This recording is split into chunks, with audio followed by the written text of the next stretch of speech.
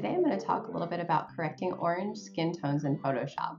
Sometimes we have clients who may go tanning, or maybe they just have a more orange tone to their skin, and even if you see them in person and it doesn't look that way, sometimes when we get them into our editing software, colors can come out that we didn't quite expect.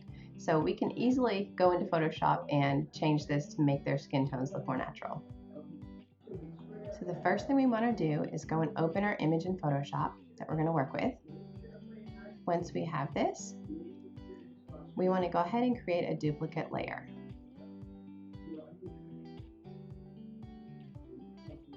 Now we're going to take our duplicate layer and open it in Camera Raw Filter. And once we get in here, we're going to go down to the Color Mixer tab. And we're going to first go to the Saturation section of this tab. Let's go down to Orange. We're going to reduce this. We're going to reduce it probably more than it's going to look like we need to reduce it right now, but we're going to aim for probably about 52, 53. Seems to work pretty well. Then we're going to click on the Luminance section and we're going to drag the Orange tab up to about 5. Once we have this, we're going to hit OK. Now obviously this is way too strong of an effect, so we're going to add a layer mask and invert it. On your keyboard you can hit Command I and that'll invert the layer. Now we want to make sure we have our brush tool selected, and specifically we want to go up and choose a soft round brush,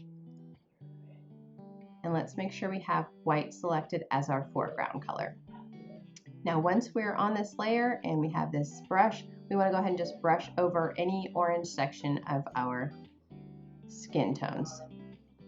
Now obviously this is going to look like way too much, but we are going to reduce the opacity once we're all finished and take it down to where we feel like it looks natural. So from here, let's just go ahead and slide that down, and for this particular photo, putting it at right about 50% looks pretty good. Now if we want to see our changes, we can go ahead and click this layer on and off, the visibility, so we can see before and after. Let's zoom in here so we can get a better view of it. So we turn it off, that was our before, and here's our after. I hope you found this helpful and easy to use. Now if you don't want to go through every step every single time, I have created an action that automates the process for you. I'll put a link in the description to how you can get this action. Thanks for watching.